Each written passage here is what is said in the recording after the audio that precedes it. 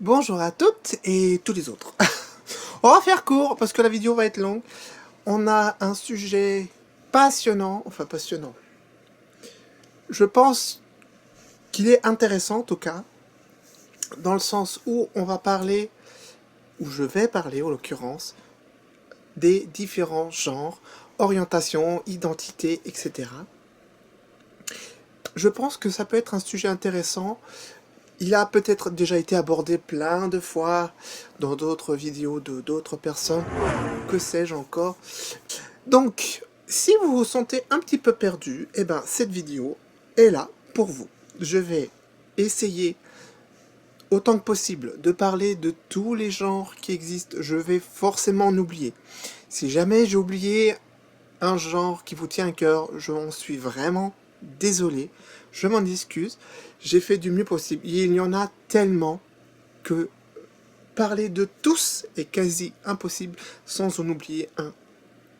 Donc voilà, petit disclaimer, je risque d'en oublier et je vais forcément en oublier. Je m'excuse sincèrement, vraiment. Donc je vais essayer de vous décrire plus ou moins tous les genres possibles. On va en passer en revue une flopée. Ça peut éventuellement répondre à certaines de vos questions. Si vous êtes en questionnement, pourquoi pas. Mais avant tout, on va voir. Est-ce que vous savez seulement ce que veut dire LGBT? LGBT.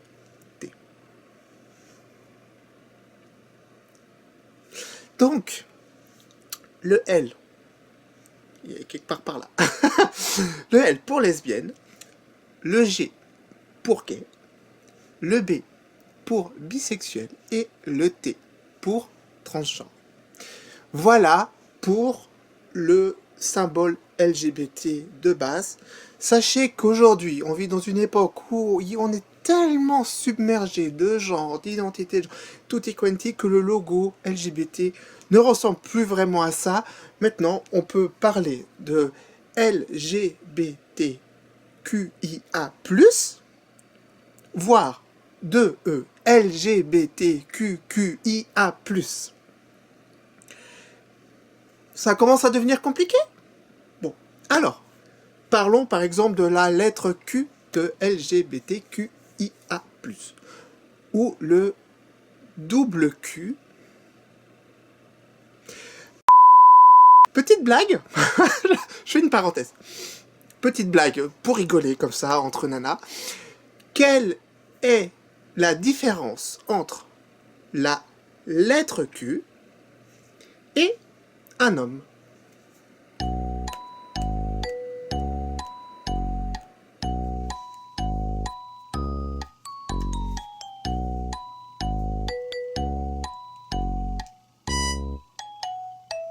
Vous ne voyez pas? Eh ben, il n'y en a pas. C'est tous les deux un gros zéro avec une petite queue. Bon, voilà, je devais la faire, je suis désolé, je devais la faire, voilà. Alors, le premier Q, c'est pour queer. Queer? Queer? Queer? Queer? Queer? Bref. Queer. Et le deuxième Q, ce n'est pas le mien, mais c'est le Q pour questionnement. Alors, questionnement en termes de genre, d'identité de genre, voire les deux. Voilà, c'est les personnes qui ne savent pas encore vraiment, voilà. Donc, on peut, par exemple, dire que vous êtes en questionnement avant cette vidéo, et peut-être qu'en sortant de cette vidéo, vous aurez une identité de genre. Pourquoi pas? C'est un petit peu le but. Le I, c'est pour intersexe. Le A, c'est pour toutes les identités de genre, tous les genres qui commencent par A, genre asexuel, par exemple. Le plus, bah, comme vous le savez, il y en a une flopée de genres, qui fait que si on mettait tous les genres dans l'acronyme de LGBT, au bout d'un moment, il serait imprononçable et impossible à mémoriser. Alors là, j'en vois deux dans le fond, là, qui lèvent la main et disent « Ah, t'as pas parlé du 2E ?» Il y avait le 2E, à un moment donné, t'as dit 2E, LGBTQIA+. Et le 2E, tu sais pas, alors t'en parles pas, tu l'as balayé vite fait. Le 2E, c'est pour Two Spirits, deux esprits, deux esprits E. Donc c'est pour ceux qui ont l'esprit à la fois masculin et féminin. Voilà, et puisqu'on en est à parler du terme LGBT, parlons aussi du drapeau, tant qu'à faire. Un peu d'histoire, allez, un peu d'histoire. Quand est apparu le drapeau LGBT? Alors il est apparu en 1978, lors de la Gay Pride à San Francisco, aux États-Unis. Mon accent anglais est à chier. Vous allez le voir au fur et à mesure qu'on va parler des genres, que mon accent est à chier. Je m'en excuse, je suis désolé. Voilà, alors, à San Francisco, donc, et donc c'est un homme politique qui, à l'époque, était militant pour les droits des homosexuels. Lui-même était le premier élu ouvertement homosexuel, d'ailleurs. Donc c'était Harvey Bernard Milk qui a donc demandé à un artiste, un dénommé Baker, de confectionner pour lui un drapeau. C'est d'ailleurs un artiste qui était lui-même militant pour la même chose. Et donc il a créé un drapeau. Alors ce drapeau avait 8 couleurs. On avait le rose pour la sexualité, on avait le rouge pour la vie, on avait le orange pour la guérison, la santé, le jaune qui symbolisait la lumière, le soleil, on avait le vert pour la nature, le turquoise pour la magie, pour l'art, le bleu c'était la sérénité et l'harmonie, et enfin le violet pour l'esprit. En 2008, en fait, le drapeau a enlevé 2 couleurs pour ne garder plus que le rouge, le orange, le jaune, le vert, le bleu et le violet. Voilà pour le drapeau LGBT. Voilà, donc on a posé les bases, maintenant on va passer aux choses sérieuses. On va s'attarder maintenant sur ce qui nous intéresse, en l'occurrence, le cœur même de cette vidéo. Je vais vous présenter donc différentes orientations, différents mouvements dans lesquels vous allez peut-être vous identifier, pourquoi pas. Il y a pas mal de choses à dire, alors on va enchaîner sans plus attendre, et on va commencer par...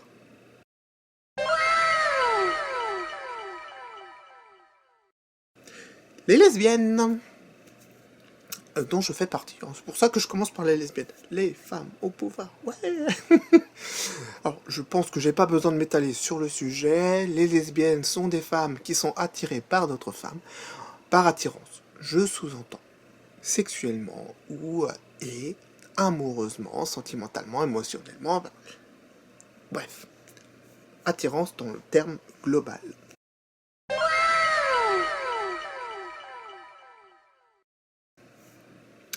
Parallèlement, nous avons les gays. Là, je pense que c'est pareil. J'ai pas besoin de m'étaler sur le sujet. Ce sont des hommes attirés par d'autres hommes.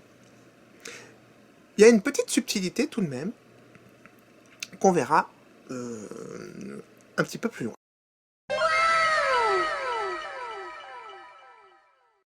On va parler vite fait des bi. Alors, les bi, je pense qu'il n'y a pas trop de surprise. Ce sont ceux qui sont attirés tout aussi bien par les hommes que par les femmes.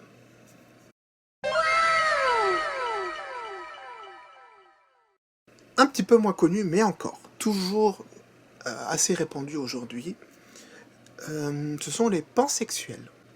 Alors, une personne pan, c'est une personne qui sera attirée par quelqu'un d'autre sans faire sa distinction de genre.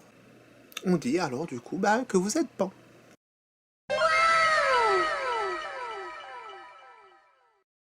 Ah là là, les personnes transgenres. Bien trop souvent je vois des choses et j'entends des choses qui me hérissent les poils, pour le peu qui m'en reste en tout cas, concernant les femmes trans particulièrement, Vu que c'est un domaine qui me touche, je me renseigne davantage sur les femmes trans que les hommes trans, désolé. C'est pas le sujet de cette vidéo.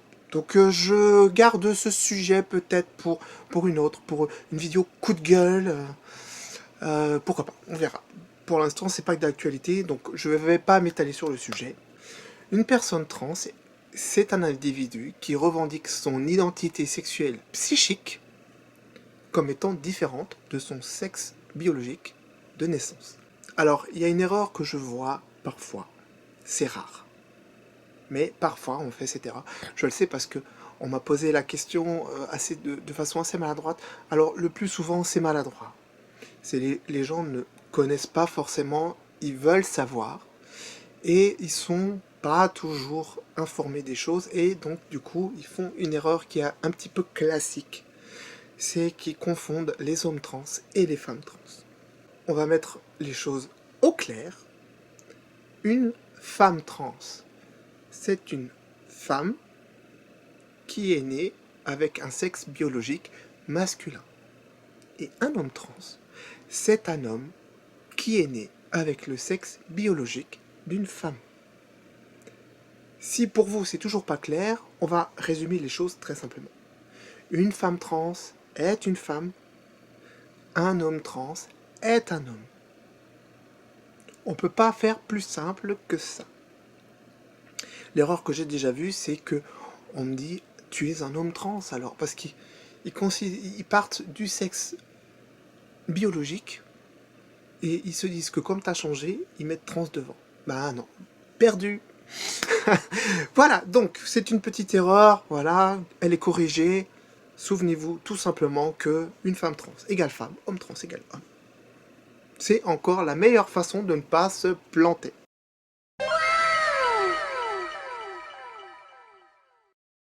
On va parler des agenres. C'est les personnes qui se définissent dans aucun genre.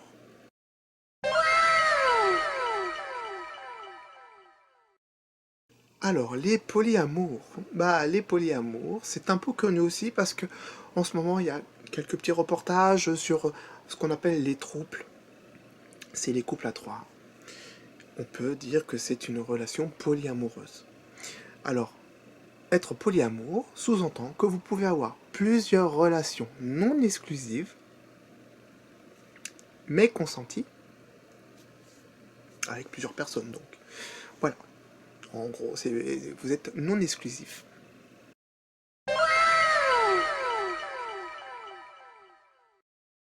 Alors, tout à l'heure, je vous avais parlé d'une petite subtilité concernant les gays.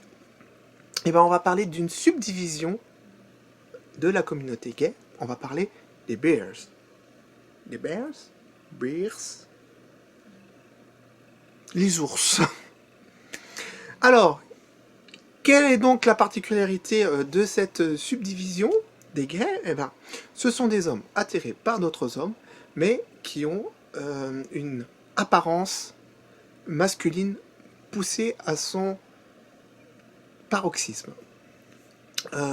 Qu'est-ce que je sous-entends par là? Par exemple, c'est les distinctions qui sont vraiment typées masculines. C'est la pilosité, par exemple. Ça va être la barbe, en l'occurrence. Voilà. Ce sont les hommes qui affichent leur appartenance masculine, leur trait masculin, de façon exacerbée. Voilà. Et donc, c'est les bears, les ours, sont donc attirés par cette catégorie de personnes.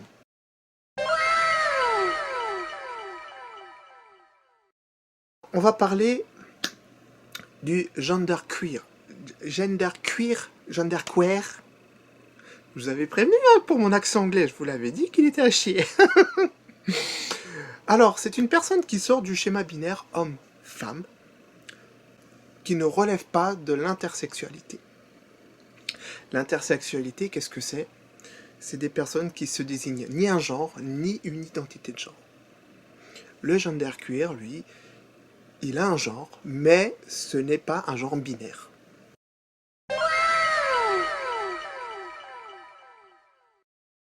Le gender fluide, c'est une personne qui peut tout aussi bien passer d'un genre à un autre. Et elle ne s'identifie donc pas comme ayant un genre fixe. Vous pouvez très bien rencontrer cette personne-là un jour en tant que femme, le lendemain en tant qu'homme. Et il fera comme ça, et elle fera en l'occurrence, l'aller-retour en fonction de ses envies, de son humeur, etc.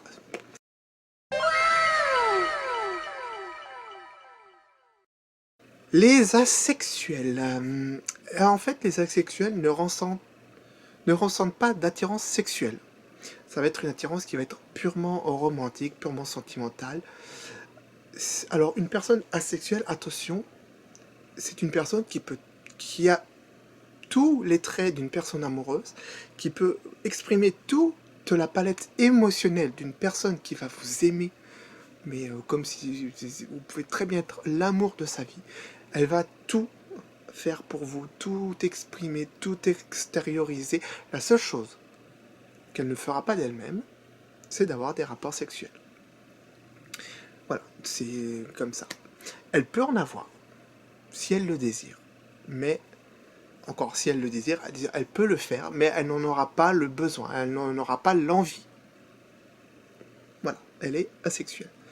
Alors ces personnes-là peuvent très bien se mettre en couple avec d'autres personnes comme eux, comme avec des personnes qui sont activement sexuelles.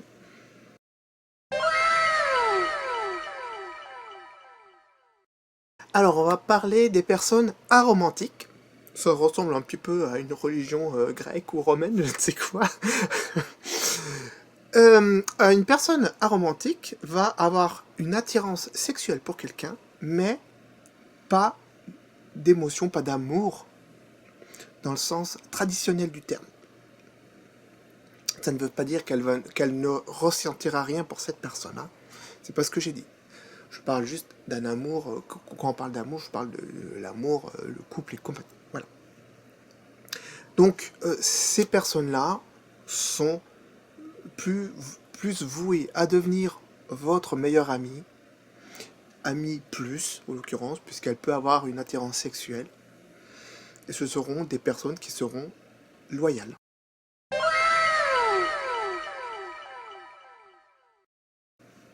Le demi-genre. C'est une personne qui se reconnaît à la fois comme ayant un genre binaire, homme-femme, mais aussi dans un genre neutre.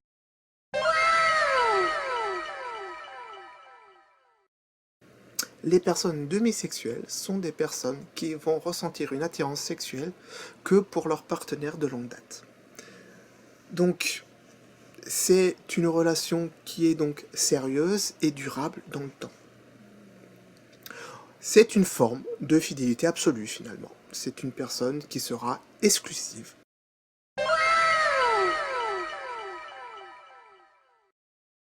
Les demi-romantiques. C'est des personnes qui ne ressentent des sentiments qu'après un rapprochement avec la personne. On peut dire, elles tombent finalement amoureuses à retardement. Il faut qu'il y ait un lien finalement qui se crée entre les deux personnes. Il faut qu'il y ait un rapprochement, quelque chose qui fasse que, voilà. Par exemple, un exemple tout bête, mais si vous avez un garçon qui est fou dingue d'une fille, qui lui fait comprendre tous les jours, machin, bidule, elle le voit, elle comprend, mais elle ne va garder qu'une attirance finalement d'amitié avec cette personne jusqu'à ce qu'il y ait un rapprochement, quelque chose qui les rapproche, qui les lie finalement. Et c'est qu'à partir de ce moment-là qu'elle va développer des sentiments pour le garçon. J'ai pris l'exemple d'un couple hétéro, parce que bon, comme ça il n'y a pas de jaloux.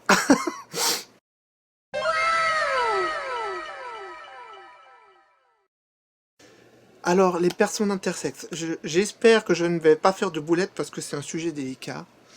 Une personne intersexe, c'est une personne qui a des caractéristiques sexuelles qui ne correspondent pas aux normes binaires homme-femme. Vous savez qu'aujourd'hui, notre civilisation est très typée dans des normes. Voilà, il faut être un tel, il faut être comme ça. Et les femmes, les hommes, il n'y a rien d'autre. Et tout ce qui sort de ces normes, c'est pas normal, c'est bizarre, c'est pas cohérent, ça ne devrait pas exister, c'est des malformations. Et les intersexes peuvent être considérés comme étant des malformations des organes sexuels de la personne, alors que non. pourquoi?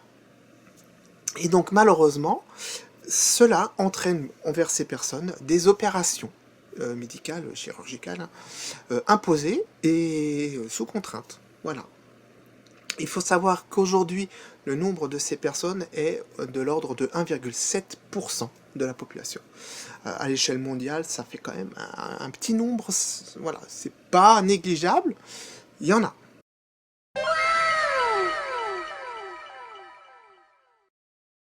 Alors, les omnisexuels. Alors, les omnisexuels, ce seront des personnes qui seront attirées par quelqu'un, quel que soit son genre ou son sexe, mais qui prendra en compte le genre de la personne.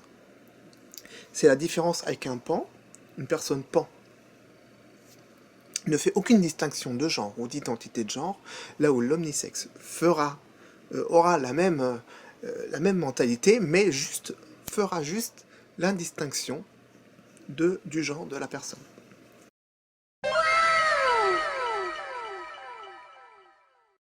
On dit d'une personne qu'elle est androgyne quand il nous est difficile, voire impossible, de déterminer son genre ou son apparence. Alors le terme androgyne d'ailleurs est composé de deux mots grecs, andro pour homme et gyné pour la femme. Alors mon accent grec, on peut même pas parler d'accent grec. Mon grec est nul, 0%, ok. Moi j'ai fait du latin quand j'étais plus jeune, hein, voilà. Et encore j'ai tout oublié. Hein. Donc je m'excuse s'il y a des professionnels du grec ancien parmi nous, pardon. Voilà. Si jamais j'ai mal prononcé gyné, n'hésitez pas à le faire savoir. Et on parle d'androgyne, on parle le plus souvent d'une allure androgyne. Voilà.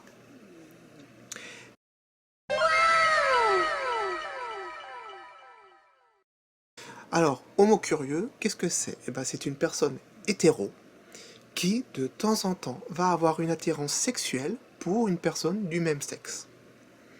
Sans pour autant virer de bord complètement. Quoi. Donc voilà, c'est juste une attirance occasionnelle comme ça.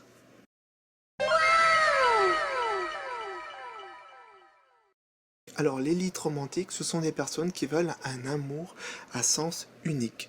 Un amour non réciproque, non partagé. C'est un amour qui est très complexe et ambigu à la fois. Je préfère pas rentrer un peu plus dans les détails parce que c'est un sujet que je ne maîtrise pas vraiment.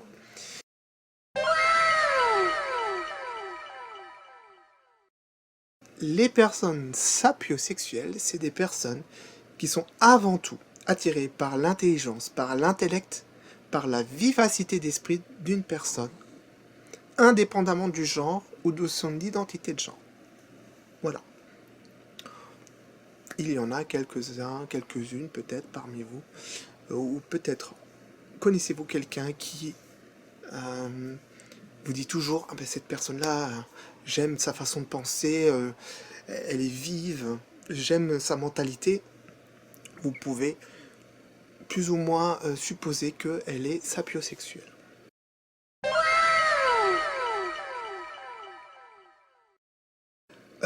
Ce sont des personnes qui ne sont pas attirées par des personnes binaires, des personnes cisgenres, en l'occurrence, hommes ou femmes, mais qui vont plutôt aller vers des personnes transidentitaires. Donc ça peut être des personnes trans, tout simplement. Ça peut être des gender fluides, parce qu'ils passent de l'un à l'autre. Ça peut être aussi des drag queens, par exemple.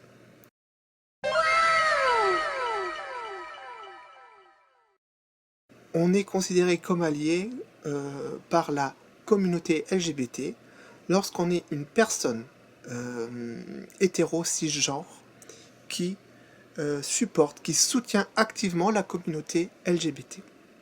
Voilà, on dit que ce sont des alliés. C'est plus ou moins logique, c'est plus ou moins cohérent, c'est pas choquant. Et ben voilà. Il y avait plein de choses à découvrir, j'ai découvert plein de genres, plein d'identités de genre que je ne connaissais pas. Ça se voit plus ou moins parce que quand je connais pas et que j'ai pas réussi à trouver des infos suffisantes, j'ai survolé le sujet très vite, hein. Je pense que ça s'est vu. Voilà. Une chose est sûre, c'est que notre monde est riche, notre monde est très riche, et cette richesse, il faut la cultiver. Il ne faut pas cultiver la ressemblance, mais il faut au contraire cultiver la différence. La ressemblance, ça va créer un monde qui est monotone, qui est terne, sans saveur finalement. Alors que là, on a une culture tellement riche. C'est bien parce que ça nous permet d'apprendre de tout le monde, de nos voisins et compagnie. Et du coup, moi, ce que je peux vous dire, que vous soyez androgyne, omnisexe, que vous soyez sapio, que vous soyez gay, on s'en fout. Soyez fiers. Soyez fiers de qui vous êtes, de ce que vous êtes, et ne laissez personne vous dicter votre façon d'être, de ce que vous devez être. Et ce monde est rempli de préjugés finalement, il y a plein d'idées préconçues, de mentalités, des barrières qu'il faut péter, franchement. Tout le monde veut que tout le monde soit issu du même moule, que tout le monde se ressemble. Non, le monde c'est pas ça. Non, parce que honnêtement, si tout le monde devait se ressembler, si tout le monde devait être pareil, pourquoi toutes les filles ne sont pas blondes aux yeux bleus, un corps de poupée Barbie? Pourquoi les mecs sont pas tous taille en V, mâchoire carrée, les pecs luisants? Voilà, on aime ce qui est différent, on aime la différence. On aime les personnes pour leur différence. Et du coup, il faut accepter que son voisin n'aimera pas ce que vous aimez. Ou alors, on vit en communauté restreinte. Un clan, une secte, où tout le monde est pareil, tout le monde pense pareil, la pensée unique. Ça crée un isolement, et qu'il suffit qu'un jour, une de ces personnes qui est isolée en secte et machin, change un truc, un n'importe quoi, il y a un petit truc qui est différent, elle va se faire exclure.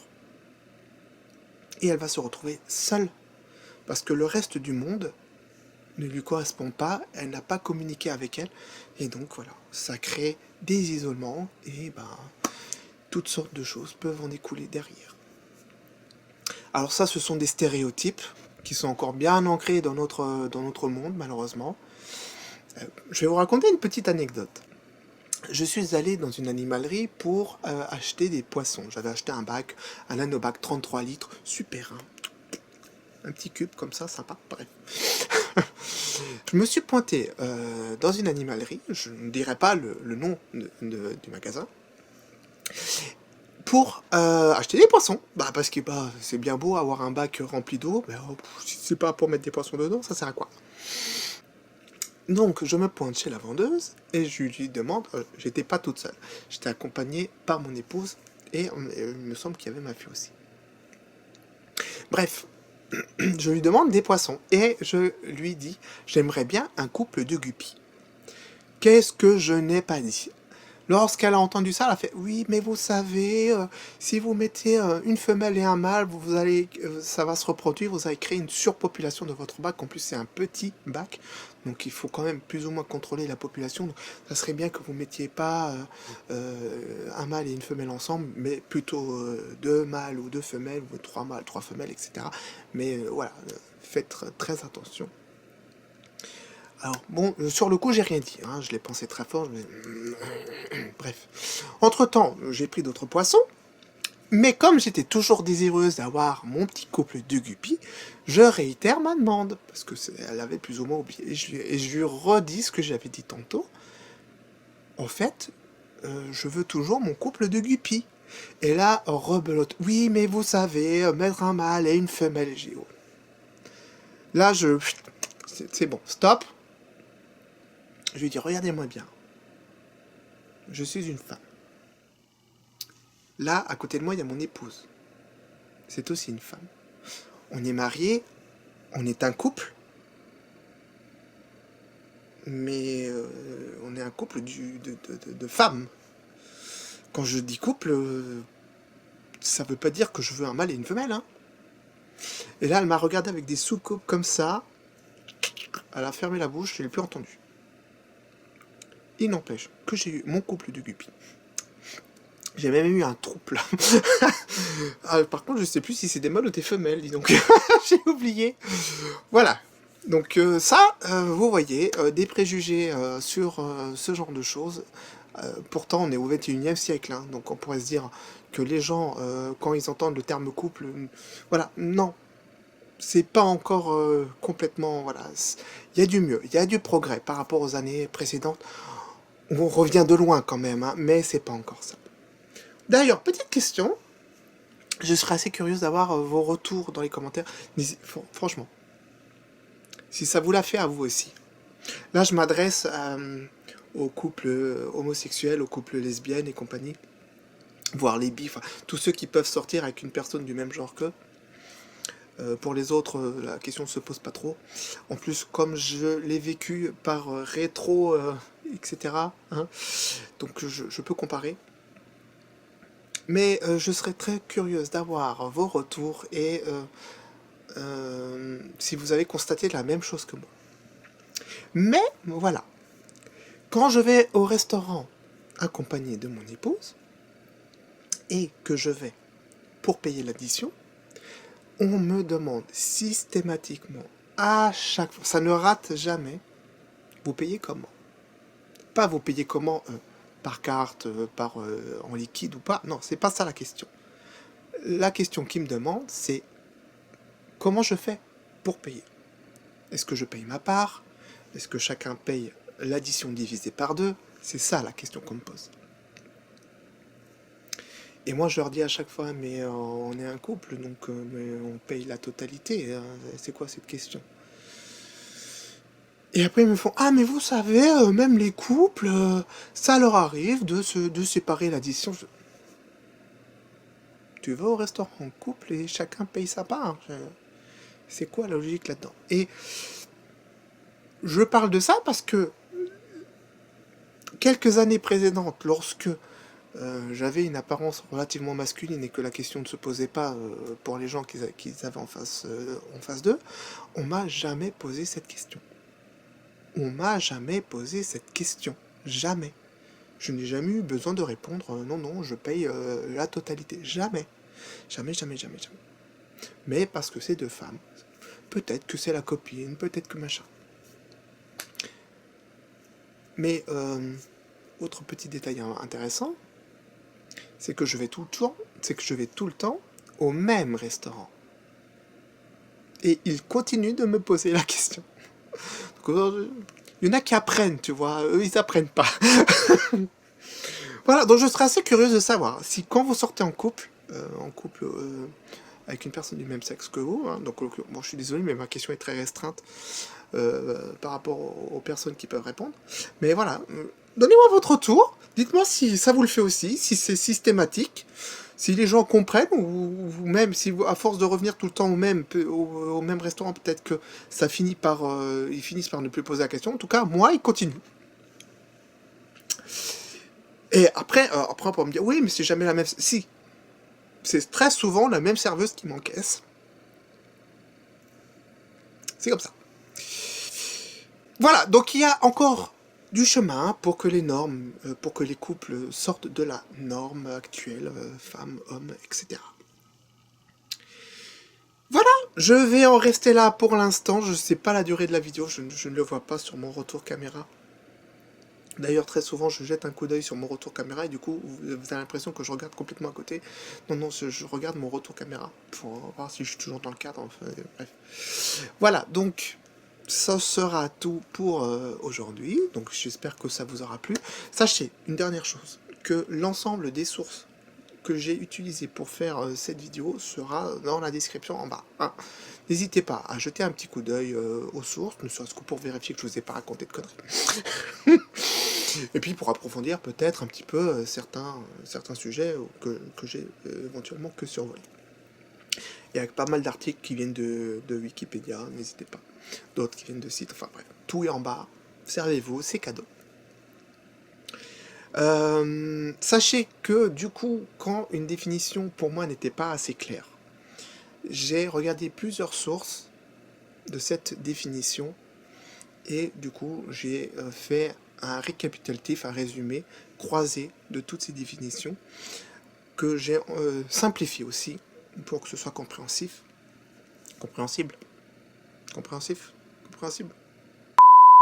pour que les gens comprennent.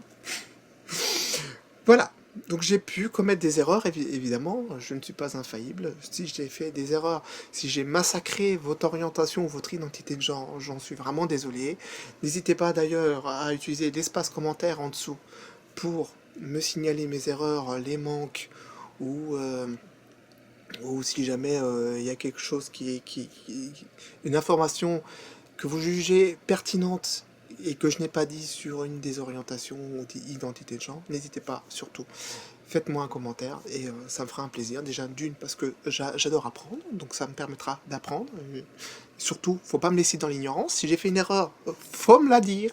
Surtout, n'hésitez pas. Sinon, à part ça, bah, n'hésitez pas à vous abonner, à lâcher un petit pouce si cette vidéo vous a plu, surtout si elle vous a été utile, ou même si vous avez juste envie de mettre un pouce, mettez un pouce.